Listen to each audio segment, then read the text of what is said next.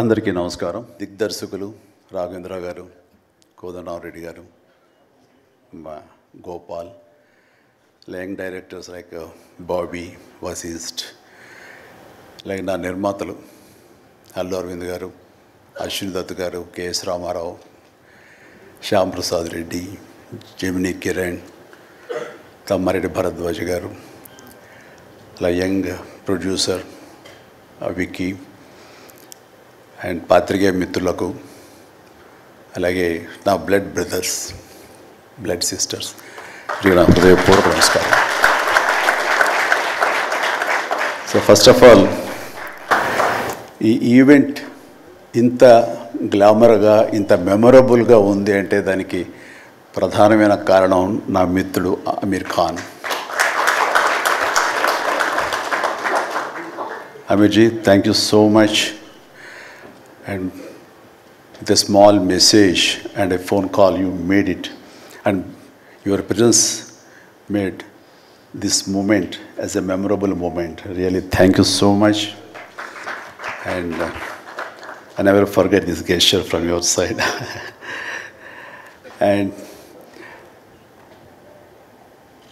about Guinness Book of World Records, then ఊహించండి, I never expected, never dreamt about Guinness Book of World Record, because Guinness Bookకి మనకి ఏంటి సంబంధం అనే ఒక ఆలోచన ఏమైనా ఉంటుంది కదా సహజంగా. అలాగే నాకు అలాంటి ఆలోచన ఏమి లేదు. అలాంటిది నేను ఎదురు చూడనటువంటి ఒక గొప్ప ఆనర్ ఈ రోజున నా జీవితంలో నా ఈ సినీ ప్రస్థానం సంబంధించి తారసపడినందుకు ఆ భగవంతుడికి, దానికి కారణభూతులైన మా దర్శక నిర్మాతలకు, నా అభిమానులకు ఎప్పుడు నేను రుణపడి ఉంటాను. Thank you so much.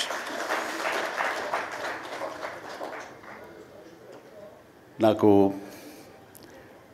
Dances మీద, బహుశా నటన కంటే కూడా ముందు నుంచి కూడా డ్యాన్సెస్ మీద నాకున్నటువంటి ఇంట్రెస్ట్ ఈ రోజున ఈ అవార్డు వచ్చేలా చేసిందా అని నాకు అనిపిస్తుంటుంది.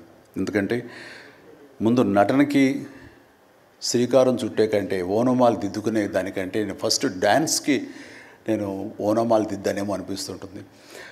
నా చిన్నప్పుడు మా చుట్టూ ఉండే వాళ్ళని ఎంటర్టైన్ చేయడం కోసంగా ఈవినింగ్ అయ్యేసరికి అప్పట్లో ఉండే వివిధ భారతి కానీ, లేకపోతే శ్రీలంక సిలోన్, రేడియో సిలోన్ కానీ, వీటిల్లో వచ్చే కొన్ని తెలుగు పాటలకి అదే మాకు source of inspiration. I mean recording songs అవి రావడానికి. అప్పుడు గ్రామ్ ఫోన్లు కానీ, టేప్ రికార్డులు కానీ ఇవన్నీ కూడా ఉండే పరిస్థితి కాదు ఆర్థికంగా. అలాంటి వారానికి ఒకసారి రేడియోలో ఎప్పుడు పాటలు వస్తాయా అని అందరూ ఎదురు చూసేవాళ్ళు. రాగానే శంకర్బాబుని పిలవండి, డ్యాన్స్ వేస్తాడు, మనల్ని అలరిస్తాడు అని వాళ్ళందరూ ఉత్సాహంగా ఉంటే, వాళ్ళ ఉత్సాహానికి నేను మరింత ప్రోత్సాహంగా తీసుకుని దాన్ని డ్యాన్స్లు వేస్తుండేవాడిని. అట్లాగా అవి డ్యాన్సులు అంటారా, బాడీ కదలిక అంటారా ఏమో తెలియదు, ఒక ఎనర్జీగా అవి ప్రజెంట్ చేయటం అనేది ఒక్కడే తెలుసు నాకు. 7th class, 6th class, 8th class ఆ ప్రాంతంలో.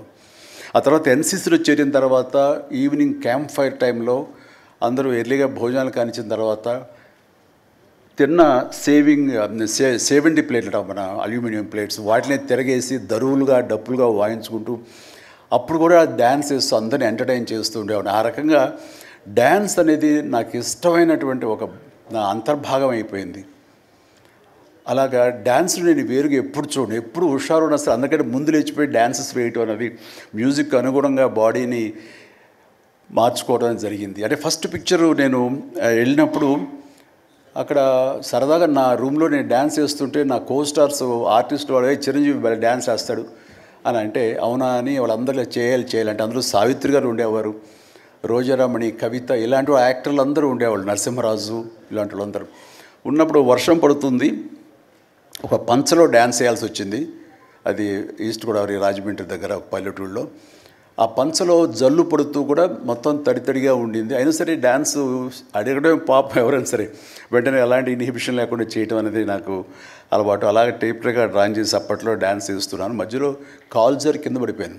పడితే అది కింద పడిన తర్వాత ఆపకుండా వాళ్ళందరూ అయ్యో అన్నారు. అయినా సరే దాన్ని నాగిని డ్యాన్స్గా మార్చేసుకొని చేస్తే ఎక్కడ లేని అప్పలాస్ వచ్చేస్తుంది.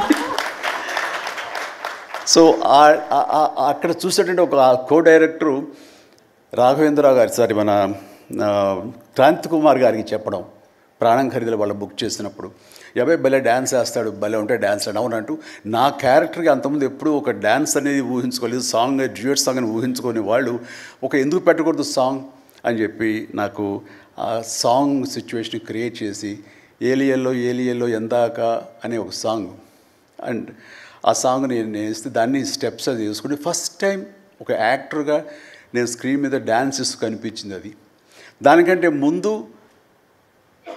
మన ప్రాణం ఖరీదు పునాది రాళ్ళలో కూడా అలాగే ఫ్రెండ్స్ మధ్య డ్యాన్స్ వేస్తూ నేనే సెంటర్ ఆఫ్ అట్రాక్షన్గా ఉంటూ చేశాను. అలాగా నా డ్యాన్స్ స్కిల్ అన్నది ఎక్స్ట్రాగా నాకు ఒక బెనిఫిట్ అయ్యింది, నాకు ఎక్స్ట్రాగా అది ఉపయోగపడింది. తర్వాత అరవింద్ గారికి, జయకృష్ణ ఇలాంటి వాళ్ళందరికీ కూడా తెలుసు. అండ్ లింగమూర్తి గారే ఉండేవారు. ఆయన డిస్ట్రిబ్యూషన్కి అది చీఫ్. అప్పట్లో ఆయన రాగానే ఆయన ఏ ప్రొడ్యూసర్స్ని పిలుస్తారు, ఎవరి కథ ఓకే అంటారు, ఎవరికి డబ్బులు శాంక్షన్ చేస్తారని డిస్ట్రిబ్యూటర్స్ మీద ఆధారపడే రోజులు నిర్మాతలు. అలాంటి సమయంలో వేరు నాకంటే సీనియర్ హీరోస్, పెద్ద హీరోస్ ఎవరితోటో కథలు అనుకుంటుండగా చిరంజీవి అని అతను కొత్తగా వస్తాడుగా, అతనితో పెట్టి చేస్తే మీకు ఇంత డబ్బుగా ఇస్తాను, లేదంటే మామూలు అయితే కనుక దాన్ని లిమిటెడ్గా ఇంతే ఇస్తాను అనేసరికి డబ్బు ఎక్కువ ఇస్తానంటున్నారు అంటూ ఆయన లింగమూర్తి గారు నన్ను రికమెండ్ చేసేసరికి నా వైపే అందరూ కలిసి ఇతనే పెట్టుకుందాం అనేవాళ్ళు. అతను ఏంటంటే ప్రజానాడి, ఆడియన్స్ ఏమనుకుంటున్నారు, ఆడియన్స్ ఇతను సాంగ్స్ కోసంగా పదే సినిమాలకు వస్తున్నారు, ఇలాంటి వాడితో సినిమాలు తీస్తే మనకి 4 డబ్బులు వస్తాయి కదా, కమర్షియల్గా వైబుల్గా ఉంటుందని ఉద్దేశంతో ఆయన ఆ రకంగా అప్పట్లో నా ప్రొడ్యూసర్తో అనడం అండ్ వాళ్ళు కూడా నన్ను ఆప్ చేయటం నాకు ఆ రకంగా డ్యాన్సెస్ అనేది ఒక ఎడ్జిని తీసుకొచ్చింది. ఆ తర్వాత నా నిర్మాతలు కానీ, నా ప్రొడ్యూసర్స్ కానీ, నా మ్యూజిక్ డైరెక్టర్స్ కానీ, నా కోరియోగ్రాఫర్స్ కానీ వీళ్ళు నా సాంగ్స్ అనేసరికి ప్రత్యేకమైన శ్రద్ధ పెట్టేవాళ్ళు. అంటే మ్యూజిక్ పరంగా కానీ, బీజిఎమ్స్ పరంగా కానీ ఆ సాంగ్స్ అనేవి ఖచ్చితంగా ఉండాలని. దత్తు గారితో నాకు ఎప్పుడు దెబ్బలాటాయి. ఎందుకంటే 6 సాంగ్స్ ఉండాలేమో బాస్ మనకని ఎవరైనా, లేదు 5 చాలండి, 6వ సాంగ్ ఎప్పుడు కథకి గొడవ అడ్డుపడిపోతుందంటే, లేదు బాస్ అది మీరు అనకండి, ఏ హీరో అయితే ఏమో కానీ మీరైతే మొత్తం 6 సాంగ్స్ ఉండాలి బాస్ అని ఆయన అంటాం. సో 6వ సాంగ్ని ఏ రకంగా ఒప్పించడం. అలాగే అల్లు అరవింద్ గారు లాస్ట్కి వచ్చేసరికి అత్తగేముడు అమ్మాయి మూడు సాంగే సిచ్యువేషన్ లేదు అక్కడ. అలాంటి చోట ఒక డబ్బు మీద ఒక సాంగ్ను ఆయన క్రియేట్ చేసుకుని ఆ డైరెక్టర్ గారితో కోదండరామరెడ్డి గారు వీళ్ళందరూ కలిపి అనుకుని అత్తగేముడు అమ్మాయికి మొగుడులో ఒక సాంగ్ను బలవంతంగా పెట్టాడు అక్కడ. ఆ టైంకి అది బలవంతంగా ఉంటుంది, కథ డిస్టర్బెన్స్ ఉంటుంది, కానీ సాంగ్స్ ఒక ఎడ్జి తీసుకుంటాయి. సాంగ్స్కి స్పెషల్ ఆడియన్స్ ఉన్నారు. ఆ ఆడియన్స్ సాంగ్స్ మళ్ళీ రిపీట్ చేసేవాళ్ళు. అప్పట్లో ప్రొజెక్టర్ ఆఫ్ చేసి మళ్ళీ రీప్లే చేసేవాళ్ళు. ఆ రకంగా సాంగ్స్ యొక్క ప్రత్యేకత నా జీవితంలో, నా సినీ కెరీర్లో, నా యొక్క విజయ పరంపరలో అది ఒక అంతర్భాగం అయిపోయింది. ఆ రకంగా సాంగ్స్ అనేది ఏదో సరదాగా హాబీగా చిన్నప్పుడు మొదలుపెట్టింది. అది ఈ రోజు వరకు నాకు విపరీతమైన ఫ్యాన్స్ని తీసుకొచ్చి డాన్సెస్ అంటే చిరంజీవి చేయాలి అన్నంత పేరు తీసుకొచ్చి నాకు ఈ రోజు ఇదిగో ఈ Guinness Book of World records నాకు తీసుకొచ్చేలాగా చేసింది. సో ఇది నిజంగానే అనూహ్యమైంది. ఏదో నటనకు వస్తుంది అన్నారు, వస్తుంది. అలాగే పర్సనాలిటీకి, మన సీనియారిటీకి అవార్డ్స్ వస్తాయి అనుకున్నా వస్తున్నాయి, అన్నీ అవుతున్నాయి. ఇంక ఎందుకు వస్తాయి, ఏమన్నా వస్తాయి అనుకుంటే కనుక ఈ రూపంలో వచ్చింది. ఈ రకంగా నన్ను వరిస్తుంది అనుకోలే. అది కాకుండా Guinness Book of World Records అన్నది. So first of all thank you so much mister Richard. You have come all the way to give me this honour in the name of prolific dancer, actor of Indian screen. Thank you so much. Thank you. And then ఇంతకు మించి నేను ఎక్కువ ఏవి చెప్పలేను. But నా యొక్క ఈ విజయ పరంపరలో నేను కొనసాగడానికి నాకు ముందు నుంచి దోహదపడుతున్న నా నిర్మాతలకి, నా తోటి నటీనటులకు, నా టెక్నీషియన్స్కి, నా డైరెక్టర్స్కి, ప్రతి ఒక్కరికి హృదయపూర్వక ధన్యవాదాలు మరొకసారి తెలియజేసుకుంటూ ప్రతి ఒక్కరికి నా అభినందనలు సెలవు తీసుకుంటాను.